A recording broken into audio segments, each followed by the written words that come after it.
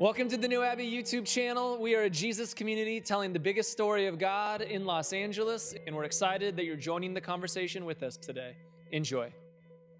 And so right now you're going to break out into your groups, into conversation time. You can go ahead and click the link there. That will break you out into Zoom groups with 3 or 4 or 5 other people. This is a great opportunity to share your story, to connect with other people, or just to simply listen. And the question for us to get started with today is, what do you see for yourself 3 months from now and a year from now? What do you see for yourself 3 months from now and a year from now? Like question, enjoy.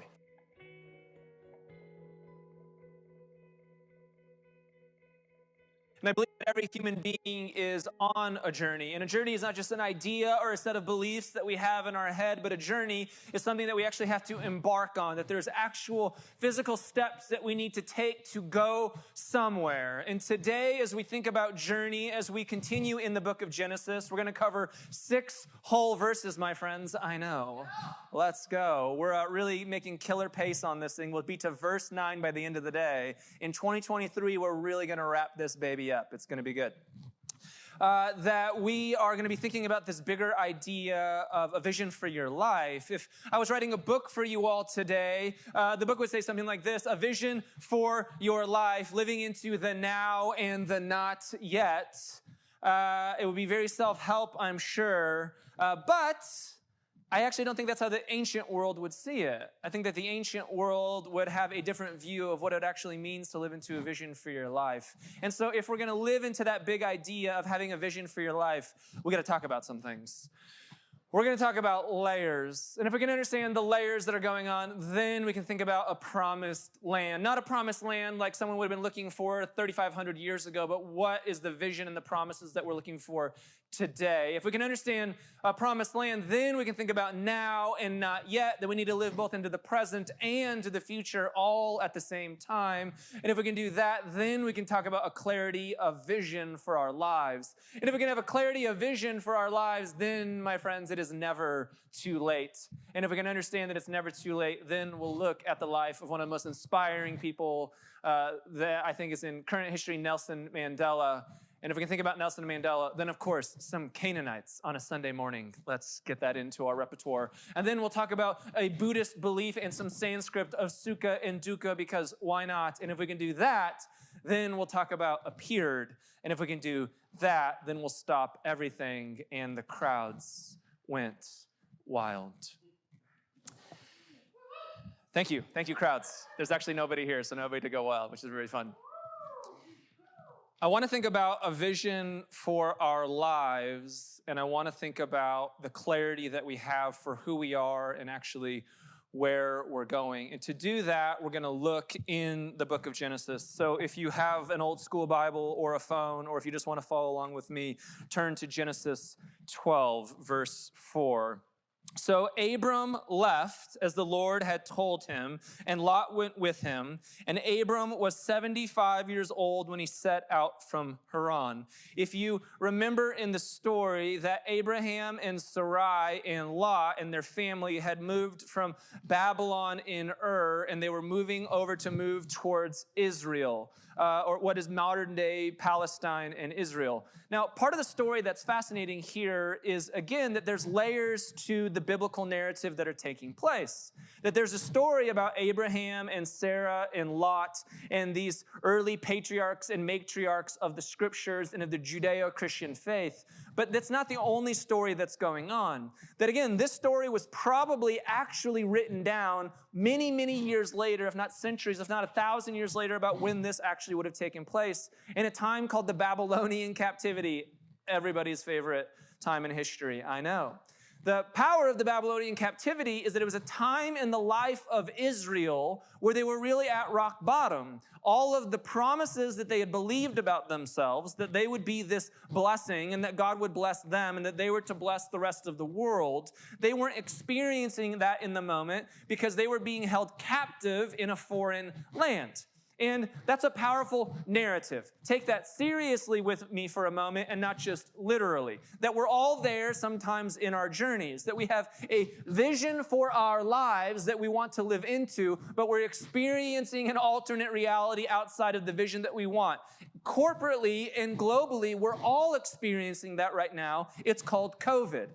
We would much rather be doing other things, but it feels like we're in some type of captivity, locked into our homes or relegated to Zoom calls right now, and we're not actually getting to live the vision or maybe the reality that we want for our lives. That's what's taking place in these stories in some ways, that there's multiple layers of what's going on here. There's the actual story that's talking about Abraham and Sarah, and then there's when the actual story was written down so that these people are looking back on the stories that they're writing down now to help understand and interpret their current situation.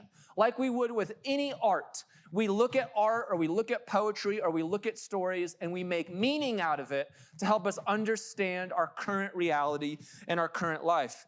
One of the things that sticks out here always is that Abraham was 75 years old. That this is a very different story for the ancient world. That this wasn't a young person. That like many of the other ancient stories, that they were like superheroes or almost like Olympic athletes who were chosen by the gods to go do great tasks. But in the stories of the scriptures, and this is what makes Judaism so very unique and the stories of Jesus compelling, is that who God uses are the frail, the immigrant. The hero of the story is an immigrant going to a foreign land. The hero of a story is people who weren't able to have children, which in the ancient world was a death sentence because you couldn't pass on your lineage. That the story of God is that God can use the lowest of the low, the most unlikely, and that God can show up in the most God-forsaken places to do great things. This is the unique component about the Jewish scriptures. So Abraham took his wife Sarai, his nephew Lot, all the possessions they had accumulated, and the people that they had acquired in Haran, and they set out for the land of Canaan. And they arrived there. That there was a vision that they were given to go to this land called Israel, and they actually arrived into that promised land where God was supposed to bless them and where they would be a blessing. But they arrived in the land, but it wasn't their possession yet. That's what's going on in this story. If you're the people in Babylon, this story is powerful because you're in captivity. So it tells you maybe there's a day that we'll once again go west and we'll go back to a promised land and we'll arrive there, but our story won't be quite fulfilled yet. Maybe the story gets even to a bigger layer into your life where you feel like God is promising you some things, or you have some own hopes and dreams for your life and you want to get there, but you're not quite there yet. Maybe this story also has something for you that you might be on the cusp of it, that you might be at that arrival point for it, but that's not the same thing as the fulfillment of it, and that's okay. That's actually a part of being in the human journey, that we can be in the now and not yet all at the same time. So Abram traveled through the land as far as the site of the great tree of Morah at Shechem. I know, everybody's favorite tree in the Bible. And at the time, the Canaanites were in the land. The Lord appeared to Abram and said, "To your offspring, I will give this land." And so Abram built an altar there to the Lord who had appeared to him. That this is just simply a way of saying that God continues to show up and continues to remind Abram to have a clarity of what these promises are. That God is saying, I'm going to bless you. I'm going to do the thing that I said. Again, that's powerful in this story. If you step back a little bit and that you're in a place of suffering, like the Israelites in Babylonian captivity, they read the story again and they'll say, look, God keeps making promises. Even when we're at our lowest point, God can still show up. And then what does that say to us in 2021, wherever we're sitting? That God can keep appearing in our lives and keep reminding us of the things that God might actually have for us. And from there, he went on towards the hills east of Bethel and pitched his tent with Bethel on the west and Ai on the east. And there he built an altar to the Lord and called on the name of the Lord. Then Abram set out and continued towards the Negev, which is another way of saying that Abram saw all of the land. Abram saw everything that was in front of him. So here's where I want to go with that. In the ancient story for Abraham, everything that we understand about the Hebrew Bible, there's two factors there. One is that there is a God who shows up, and this God is the one who liberates. This God is the one who saves. This God is the one who creates relationship and covenant, and this God is the one who cares for us. And for the Israelites, they knew that was real because of the land that they possessed. It was a promised land. It was their daily reminder as they literally walked the land that God was with them. Now, for many of us living in 2021, the ownership of land and seeing land in that way is not a clear vision for our lives. But we all have a promised land, figuratively speaking. We have these grand visions for where we want to go in our lives, and we also have smaller visions about different seasons that we have, about places that we want to go. And vision is all about seeing. The definition for vision goes like this. It's the faculty or state of being able to see. It's all about being able to see.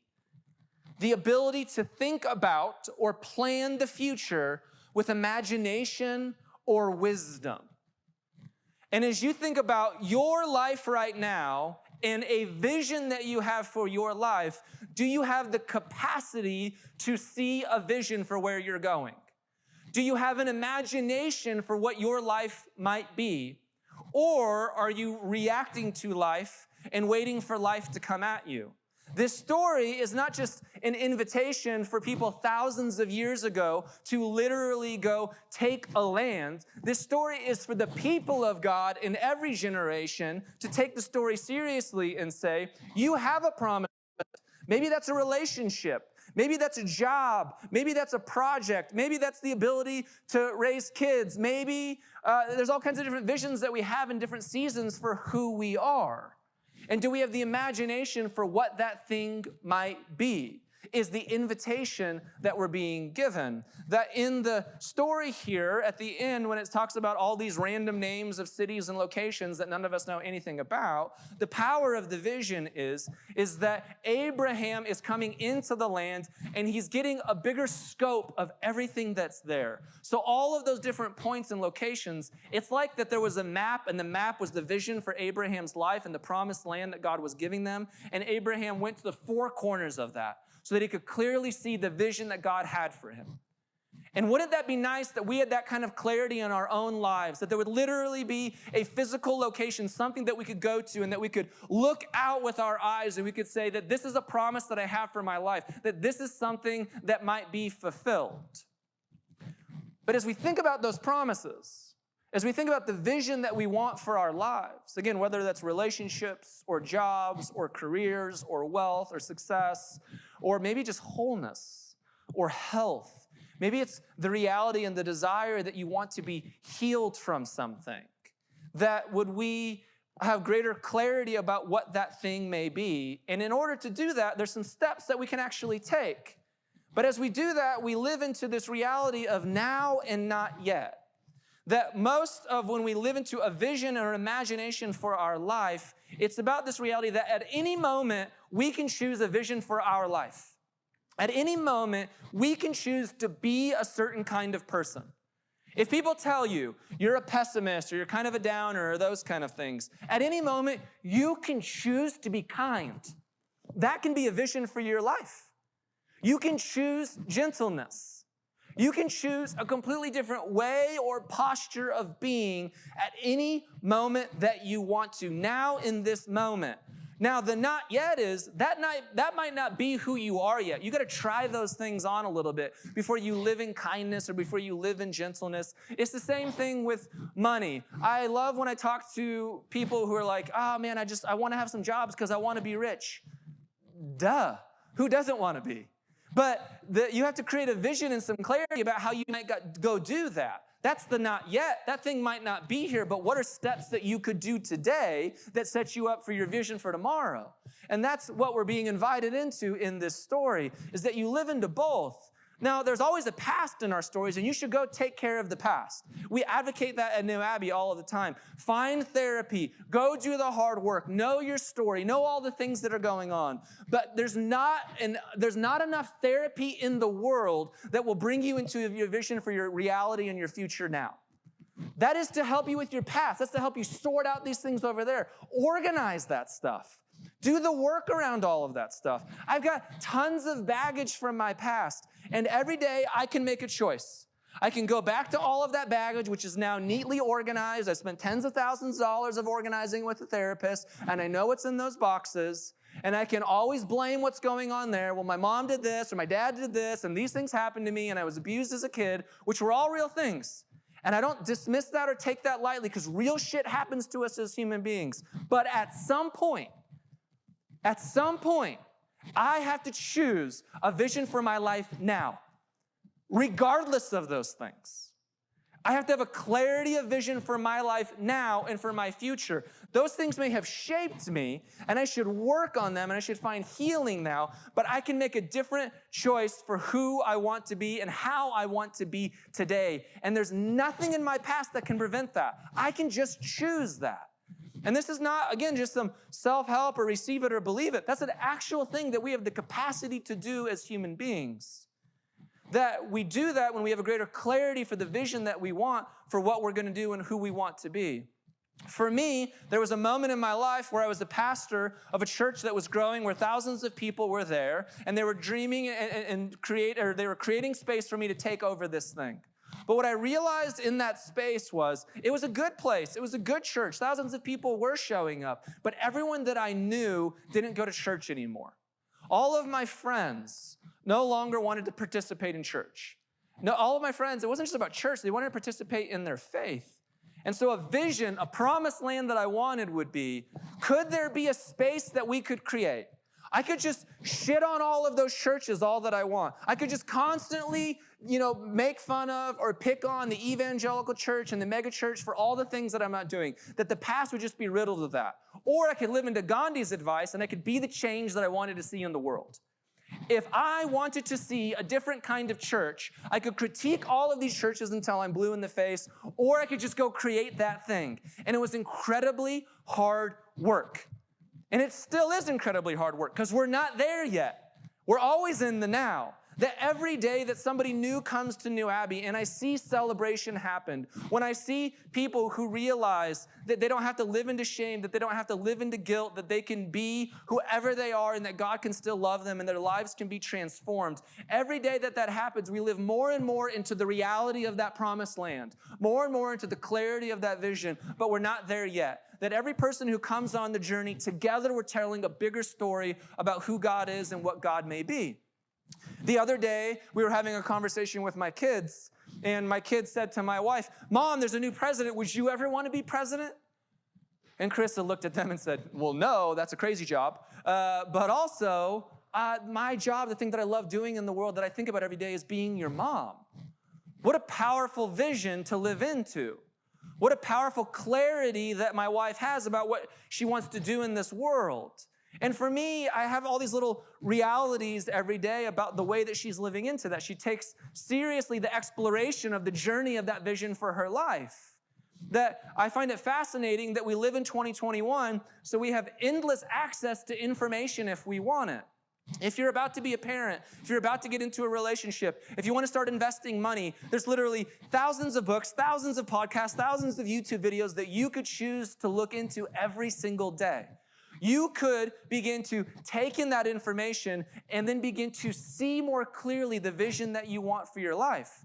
So the problem with people at times is that it feels too big. This idea of a promised land or a vision for your life feels too big. And because it feels so big, we do nothing because we're scared of failure. But what if it doesn't have to be that? What if a vision for your life, whatever that thing is that you want to do, if a vision for my life is I just simply want to be a better husband today. That's one of the visions that I want for who I am. Could I just take the tiniest step possible today to go do that? Could I read just 5 pages in a book about relationships to go do that? Could I just have one conversation with a therapist to go do that? Could I just have one small 6-minute phone call with a friend to go do that?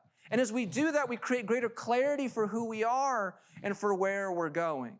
So whatever your promised land is, whatever the vision is for your life, you don't have to accomplish it all today. It's not yet here, but what are the tiny steps, the now that you can do to go live into that dream? Because this is your only life. You don't get another one. Why not take a tiny step today instead of no step at all towards the vision of the promise that you want for your life? What a gift that you get to choose that and that you get to live into that clarity in a different way. So if we can understand clarity of vision well, another powerful thing that happens in the story with Abraham, and when it talks about that Abraham was 75 years old, which I see it this way, it's not too late.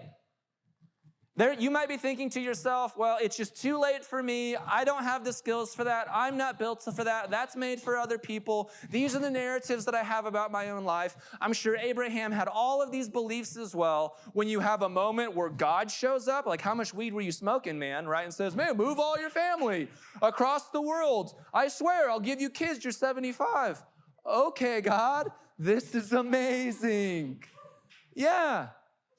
But the power of the story, and this is the power where the story has layers to it, is for the Abraham story, it's not too late.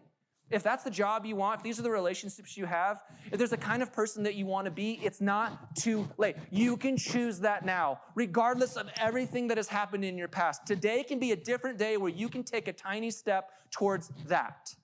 As the story gets bigger for the people of Israel, as they're sitting in Babylon, imagine that they've lost everything that God has promised them. But even there, in that moment, at their rock bottom, and I'm somebody who's been through addiction programs, and I know many of you have dealt with addiction, and you know what rock bottom is. You know when you've had nothing else left. I know a moment in my life in 2008 where I thought my marriage was falling apart, where I had filed for bankruptcy, and my sister had died in a period of 3 months, and I thought I had nothing else going for me. I was never going to get to be able to be a pastor because I had cheated on my wife. All of the visions that I had for my life were now gone.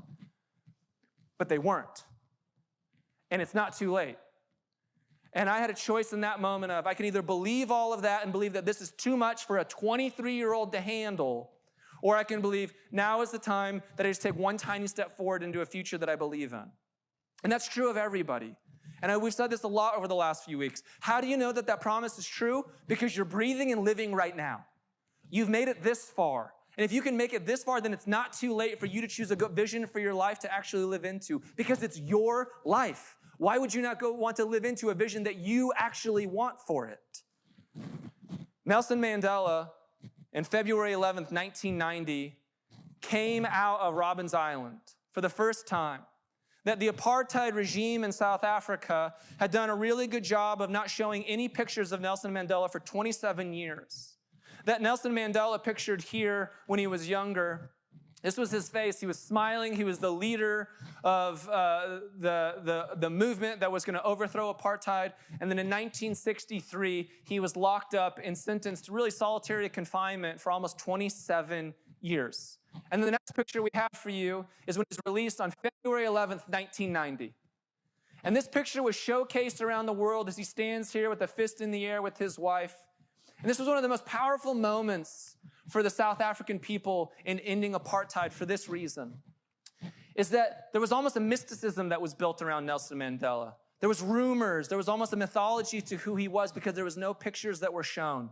That all people had were images and a vision of who Nelson Mandela used to be. There was these beliefs that time of how will we ever escape apartheid? That this apartheid oppressive regime has captured our leader and we don't even get to see who he is or even know if he's alive.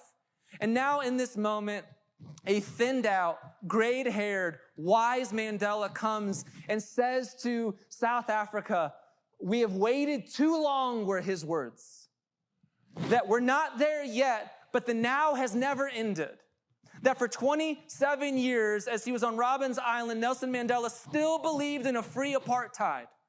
Nelson Mandela didn't allow the stories of the past or the baggage or the people that told him this would never be a reality to stop him. He just kept putting one foot in front of the other in an oppressive prison system until the day that he gets to come out and he gets to offer this speech as a man who is now seen for the people. And he provides a new vision for South Africa, one in which there would be reconciliation and there would be peace. And in that moment, it provided a vision of clarity and change, of a promise that he'd been working on for 27 years. And the not yet for Nelson Mandela's life in that moment was until 1994, he would become the president of South Africa. That they would have never imagined that in the years that he spent away in prison, that this man would ever be freed. that the political pressures of the rest of the world would finally force the apartheid government in South Africa to release their control of a disgustingly oppressive system. That this man who was in prison would one day be the first black president of this country. How powerful is that vision, that it's never too late? And that if you have a clarity of the vision for your life, maybe it all can't be achieved today, but one step at a time, under the greatest conditions and forces that you may see, you could still achieve that vision. Why wouldn't we want to live into that reality?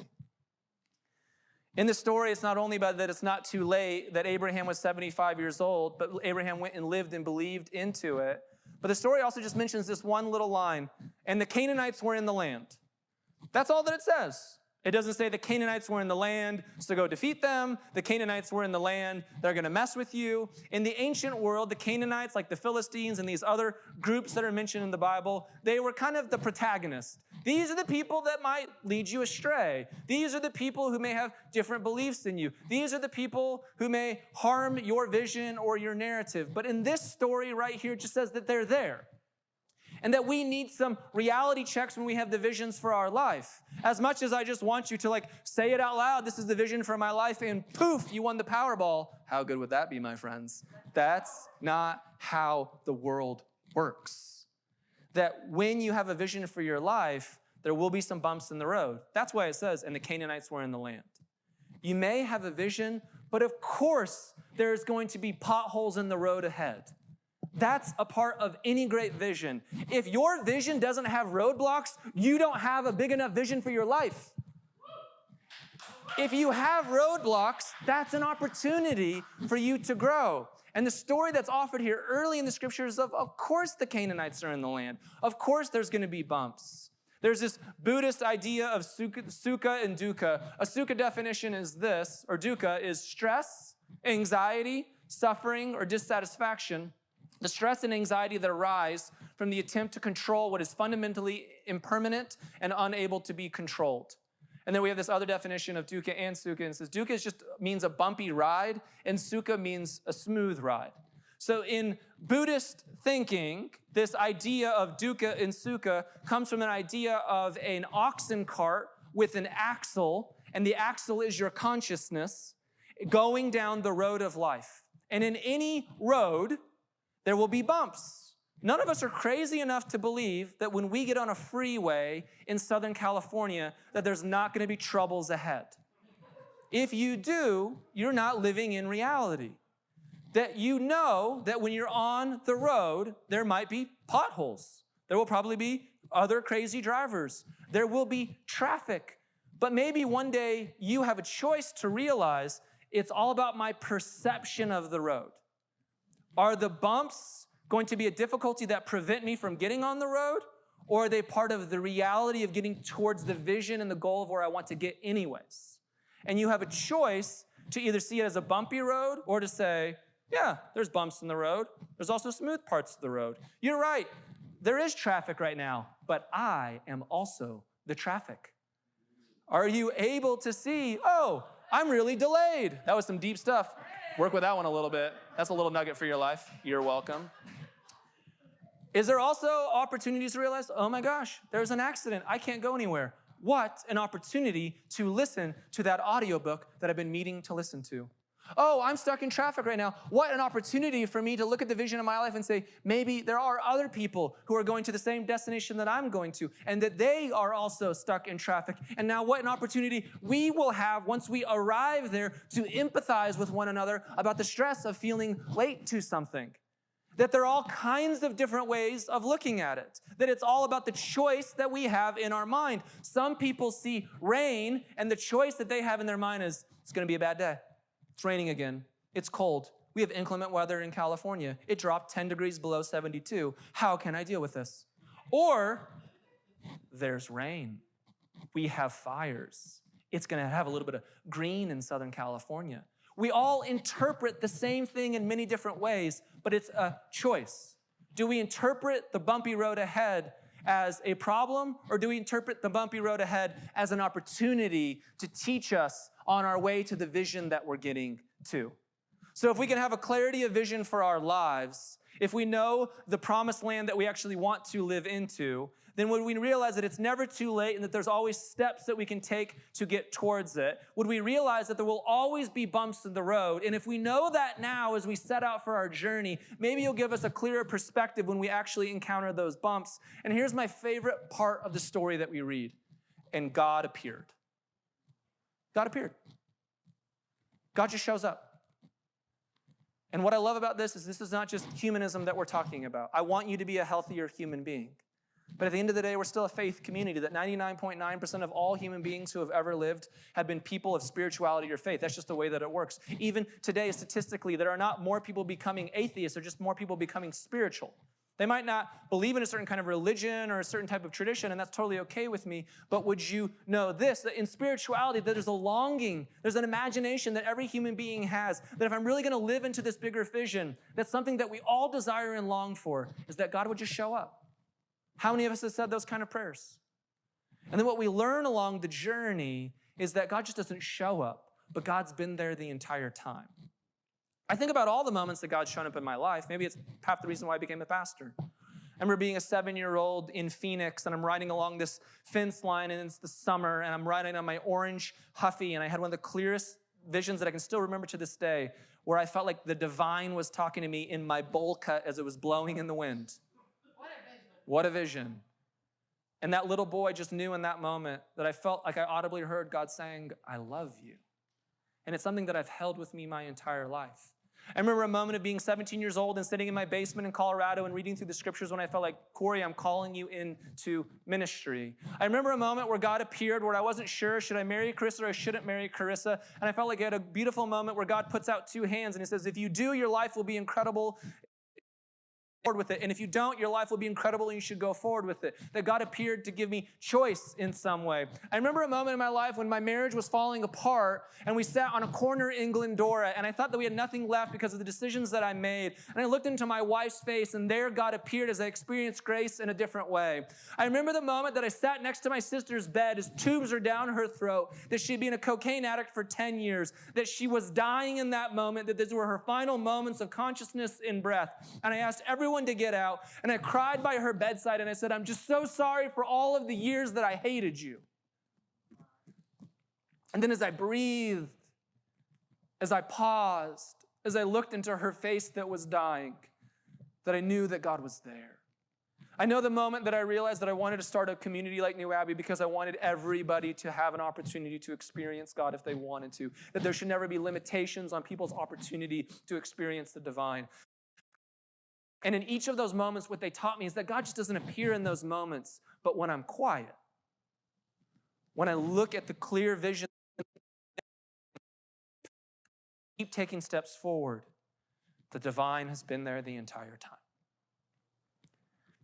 And in the story that we see of Abraham, it always says, then he built an altar here and he built an altar there. Would you know this, New Abbey, whatever the vision is for your life? Would you know that it's not too late? Would you know that there will be bumps in the road? And would you always trust that God will be with you in your journey?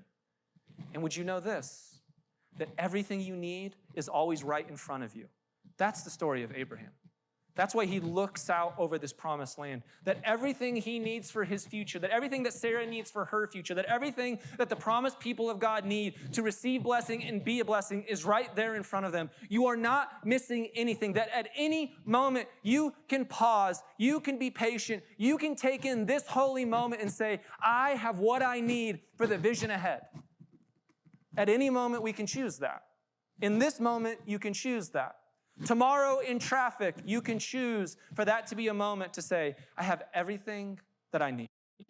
Maybe this too could be a holy moment to remind me of the vision and the promises that God has not only for me, but for the entire world. And may I remind you of that Abraham and Sarah walked through the promised land because the vision for them was, I will bless you so that you will be a blessing to the rest of the world. That I want to transform you so that you will help transform others. That I want to heal you so that you will heal others. I want you to live into your vision so that other human beings will live into their vision as well. Good. Would you jump back into your groups and answer this question with one another? What's one tiny step you can take towards your vision today and each day this week? Enjoy.